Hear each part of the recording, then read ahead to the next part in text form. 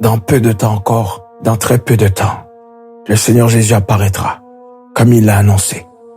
Il viendra pour chercher ses élus, ceux qui l'attendent, ceux qui se sont préparés, ceux qui ont accepté de tout perdre, qui ont accepté de crucifier leur chair, de demeurer à ses pieds, en renonçant au monde, en renonçant à l'impiété, en renonçant à leur richesse, en renonçant à ce qui était pour eux des trésors sur cette terre.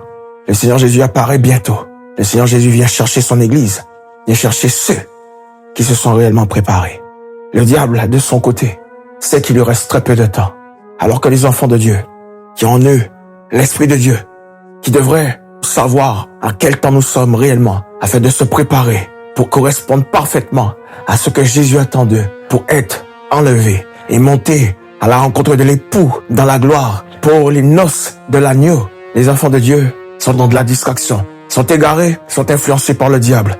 Le diable, Satan, qui sait que son temps arrive, qu'il est dans les derniers temps, dans les dernières secondes de la venue de Jésus et de sa fin.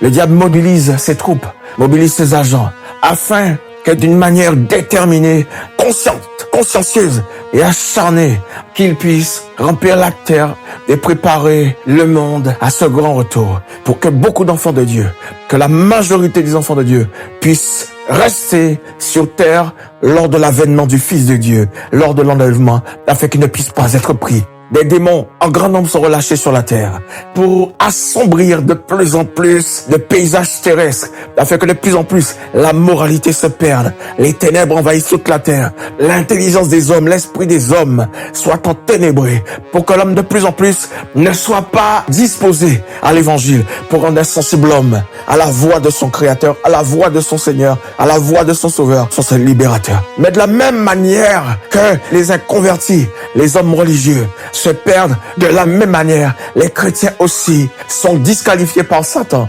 Enfant de Dieu, marche par l'Esprit. Enfant de Dieu, applique ton cœur à la pratique des Écritures. Applique ton cœur à la lecture. Applique ton cœur à la prière, à la recherche de ton Dieu, afin de te préparer à l'avènement de Jésus d'une manière sûre, d'une manière certaine, par la puissance du Saint-Esprit, afin de ne pas avoir part au lac de feu avec le diable. Enfant de Dieu, sépare-toi de toutes ces choses qui ne plaisent pas à la sainteté de Dieu, qui sont répréhensibles, qui sont réprouvées par Dieu. Prépare ton retour du Seigneur.